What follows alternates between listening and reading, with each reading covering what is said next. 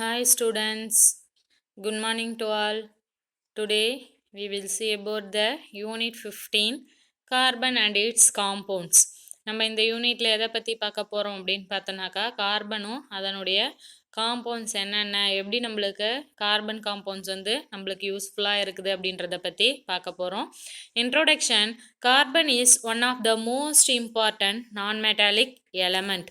இப்போ கார்பன் அப்படின்றது என்னது நான் மெட்டாலிக் எலமெண்ட், மெட்டாலிக் கிடையாது, அது நான் மெட்டாலிக் எலமெண்ட்டு. ஆனால் நம்மளுக்கு எல்லாமே அது ரொம்ப இம்பார்ட்டண்டான ஒரு எலமெண்ட்டாக இருக்குது. Antoine Lavoisier named carbon from the Latin word carbo meaning coal. Carbon அப்படின்றது யார் நேம் பண்ணது அப்படின்னு பார்த்தோன்னா அந்தோனி லவாய்ஷியர் அப்படின்றவர் தான் கார்பனுக்கு நேம் பண்ணார். அவர் எதுலேருந்து கார்பனுக்கு நேம் பண்ணார் அப்படின்னு பார்த்தோன்னாக்கா லாட்டின் நேமு கார்போவிலேருந்து கார்பனுக்கு நேம் பண்ணியிருக்கிறாங்க. கார்போவுடைய மீனிங் என்ன அப்படின்னு பார்த்தோன்னாக்கா coal. This is because carbon is the main constituent of coal. எதனால் கார்பனு நேம் பண்ணாங்க அப்படின்னு பார்த்தோன்னாக்கா கார்பனு எதில் மெயின் கான்ஸ்டியூவன்ட்டு அதிகமாக எதில் இருக்குது அப்படின்னு பார்த்தோன்னாக்கா கோலில் தான் ப்ரெசண்ட்டாக இருக்குது. Coal is a fossil fuel developed from prolonged decomposition of buried plants and animals. இப்போ கோல்னா என்னது நம்மளுக்கு தெரிஞ்சது தான், நிலக்கரி அப்படின்றது என்னது ஃபாசில் ஃபியூல். ஏன்னா ரொம்ப வருஷமாக ரொம்ப நாளாக என்ன ஆகுது மண்ணில் புதையுண்ட உயிரிகள் தாவரங்கள் என்ன ஆகிறதுக்கு ஆரம்பிக்குது, டீகம்போஸ் ஆகி அதுலேருந்து நம்மளுக்கு கோல் கிடைக்குது. So it is clear that all the life forms contain carbon. இப்போ இதிலிருந்து நம்மளுக்கு என்ன தெரியுது, எல்லா உயிரிகளிலையும் எது இருக்குது, கார்பன் இருக்குது. The earth crust contains only 0.032% of carbon, so that 320 parts per million by weight in the form of minerals like carbonates, coal and petroleum, and the atmosphere has only 0.03% of carbon dioxide. இப்போ பார்த்தோன்னாக்கா earth கிரஸ்டில் எவ்வளோ carbon மட்டும்தான் இருக்குது, 0.032% மட்டும்தான் carbon இருக்குது. அப்படின்னா என்னன்னு பார்த்தோன்னா 320 parts per million வெயிட்டில் கார்பன் இருக்குது. எப்படி இருக்குது நம்மளுக்கு அதில் இருக்கக்கூடிய கார்பன் எர்த்து கிரஸ்டில் அப்படின்னு பார்த்தோன்னாக்கா ஒன்று மினரல்ஸ், கார்பனேட் மினரல்ஸாவோ கோலாவோ பெட்ரோலியமாவோ இருக்குது. அட்மாஸ்பியரில் எவ்வளோ கார்பன் இருக்குது அப்படின்னு சொல்லிட்டு பார்த்தோன்னாக்கா 0.03% கார்பன் டை ஆக்சைடாக இருக்குது. 300 parts per million by weight. Even though available in small amount in nature, carbon compounds have an immense importance in everyday life.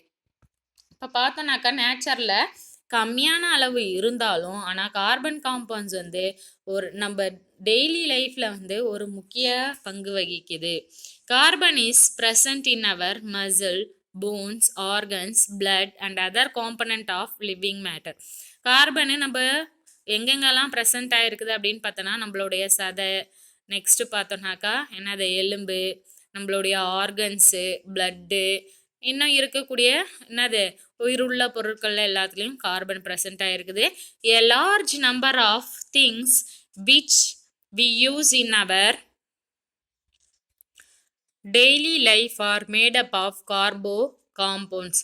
நம்ம யூஸ் பண்ணக்கூடிய கார்பன், நம்ம டெய்லி லைஃப்பில் யூஸ் பண்ணக்கூடிய எல்லா திங்ஸ்லேயும் பார்த்தோன்னாக்கா எது ப்ரெசண்ட் ஆகிருக்குது, கார்போ காம்பவுண்ட்ஸ் ப்ரெசண்ட் ஆகிருக்குது. So without carbon there is no possibility for the existence of plants and animals including human. அப்போ கார்பன் இல்லாமல் என்ன பண்ண முடியாது அப்படின்னு பார்த்தோன்னாக்கா எந்த ஒரு உயிரியும் இல்லை. பிளான்ட்டாக இருந்தாலும் சரி, அனிமலாக இருந்தாலும் சரி, இன்க்ளூடிங் நம்மளாக இருந்தாலும் என்னது கார்பன் இல்லாமல் பாசிபிளே இல்லை. Thus carbon chemistry is also called as living chemistry. அதனால் கார்பன் கெமிஸ்ட்ரி என்னன்னு சொல்கிறோம், லிவிங் chemistry அப்படின்னு சொல்லிட்டு சொல்கிறோம். In this lesson we will study about the special features of carbon, its properties and also about plastic which are the catenated long chain compounds. அப்போ இந்த லெசனில் நம்ம எதை பற்றி பார்க்க போகிறோம் அப்படின்னு பார்த்தோன்னாக்கா கார்பனுக்கு என்னென்ன ஸ்பெஷல் ஃபியூச்சர்ஸ் இருக்குது, அதோடைய ப்ராப்பர்ட்டிஸ் பண்புகள் என்ன, அது மட்டும் இல்லாமல் இது பிளாஸ்டிக்கில் எப்படி லாங் செயின் காம்பவுண்டில் ஃபார்ம் ஆகுது அப்படின்றத பற்றி பார்க்க போகிறோம். First discovery of carbon milestone. Carbon has been known since ancient times in the form of soot, charcoal, graphite and diamonds. Carbon வந்து பழங்காலத்தில் எப்படி வந்து நம்மளுக்கு கிடைச்சிது அப்படின்னு பார்த்தோம்னாக்கா shoot,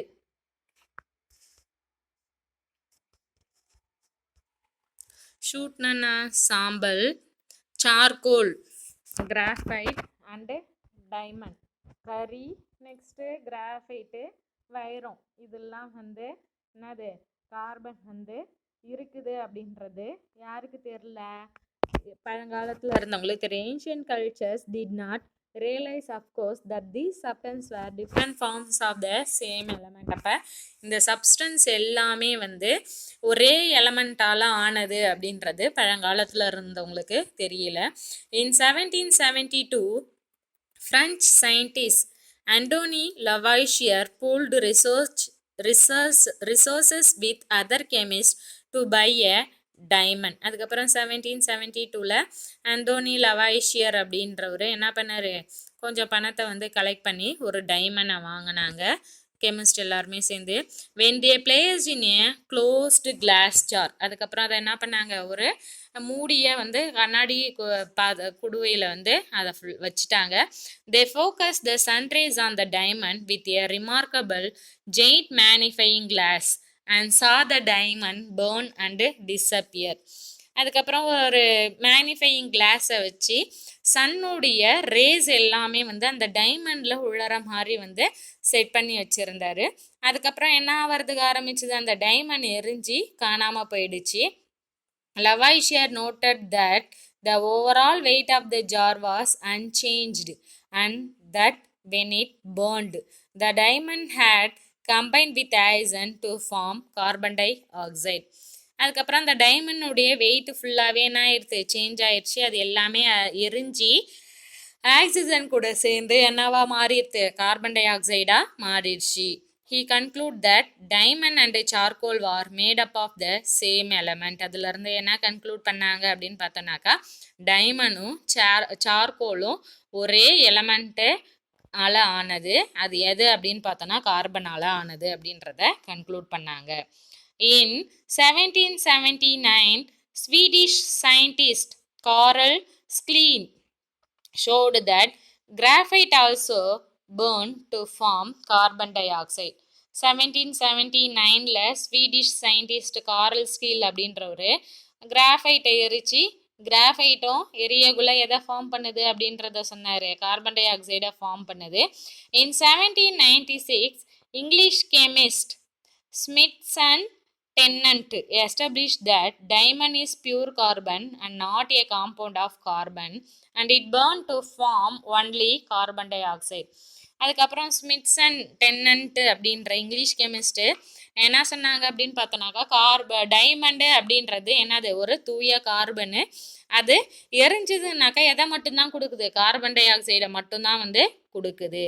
டென்னண்ட் also proved and that when equal weight of charcoal and diamond were burned they produce the same amount of carbon dioxide. அது மட்டும் இல்லாமல் டென்னண்ட்டு வேற என்ன எக்ஸ்பெரிமெண்ட்டை செஞ்சாங்க அப்படின்னு பார்த்தோன்னா ஒரே அளவுடைய வைரத்தையும் சார்கோலையும் எடுத்துக்கின்னு ரெண்டுத்தையும் எரிக்கக்குள்ள ஒரே அளவு என்ன வெளியில் வர்றதை பார்த்தாங்க, கார்பன் டை ஆக்சைடு வெளில வர்றதை வந்து பார்த்தாங்க.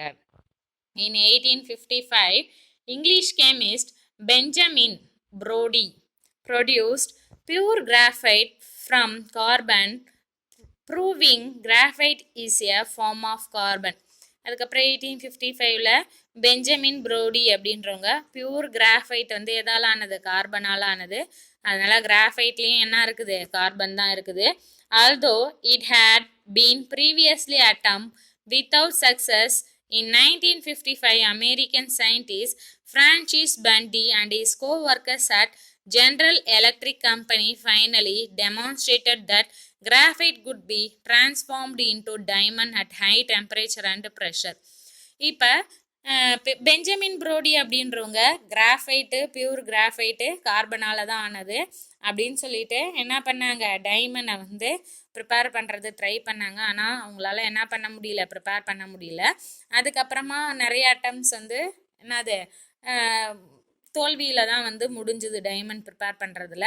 1955 அமெரிக்கன் சயின்டிஸ்ட் ஃப்ரான்சிஸ் பண்டி அப்படின்றவரும் அவங்களுடைய சயின்டிஸ்ட் கூட இருந்த ஒர்க்கர்ஸும் சேர்ந்து ஜென்ரல் எலக்ட்ரிக்கல் கம்பெனி ஃபைனலாக எதை டெமான்ஸ்ட்ரேட் பண்ணாங்க அப்படின்னு பார்த்தோன்னா, கிராஃபைட்டை என்னது டைமண்டாக வைரமாக வந்து மாற்ற முடியும். எப்போ மாற்ற முடியும் அப்படின்னு பார்த்தோன்னா, அதுக்கு டெம்பரேச்சரும் ப்ரெஷரும் ஹை டெம்பரேச்சர் ப்ரெஷர் கொடுத்தோம் அப்படின்னாக்கா கிராஃபைட்டை என்னவா மாறிடும், வைரமாக மாறிடும் அப்படின்றத சொன்னாங்க.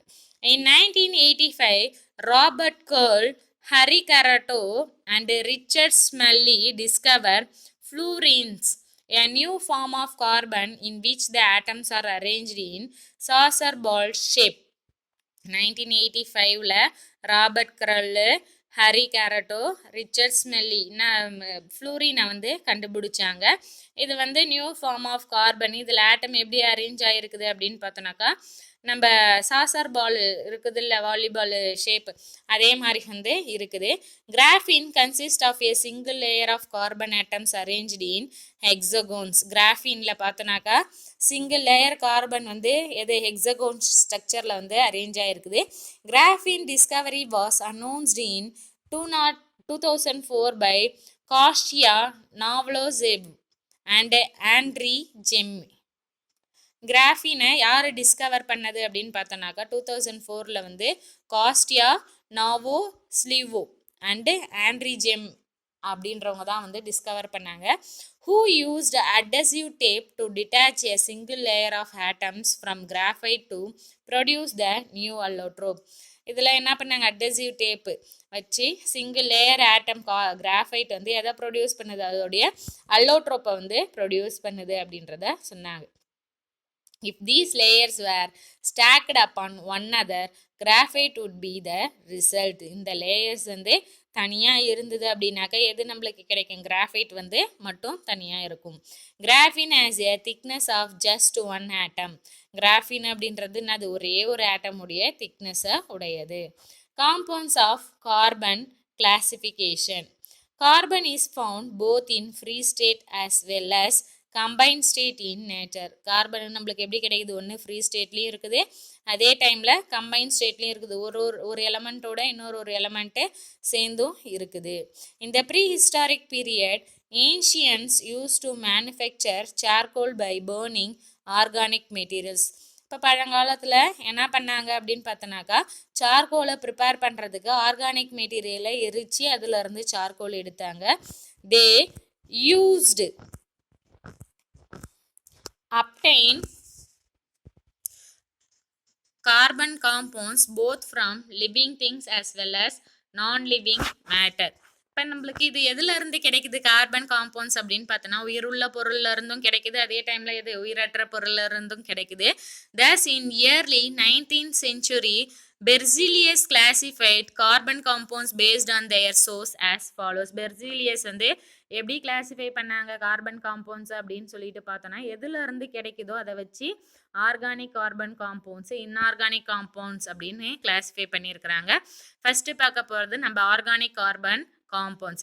These are the compounds of carbon obtained from living organisms such as plants and animals. இதில் கார்பன் காம்பவுண்ட்ஸ் இதில் உயிருள்ள பொருட்கள்ல இருந்து பிளான்ஸ்லையும் அனிமல்ஸ்ல இருந்தும் கிடைக்கிறது என்னன்னு சொல்கிறோம், ஆர்கானிக் கார்பன் காம்பவுண்ட்ஸ்ன்னு சொல்கிறோம். Example ethanol, cellulose, starch. Inorganic carbon compounds. These are the compounds containing carbon but obtained from non-living matter. இதில் காம்பவுண்ட்ஸில் பார்த்தோன்னாக்கா என்ன இருக்கும், கார்பன் இருக்கும், ஆனால் எதுலேருந்து உயிரற்ற பொருள்லேருந்து கிடைக்கக்கூடியது என்னன்னு சொல்கிறோம், இன்ஆர்கானிக் கார்பன் காம்பவுண்ட்ஸ் அப்படின்னு சொல்கிறோம். எக்ஸாம்பிள் பார்த்தோன்னா calcium carbonate, carbon monoxide, carbon di oxide. Okay, thank you students. We will see the next topic in the next class.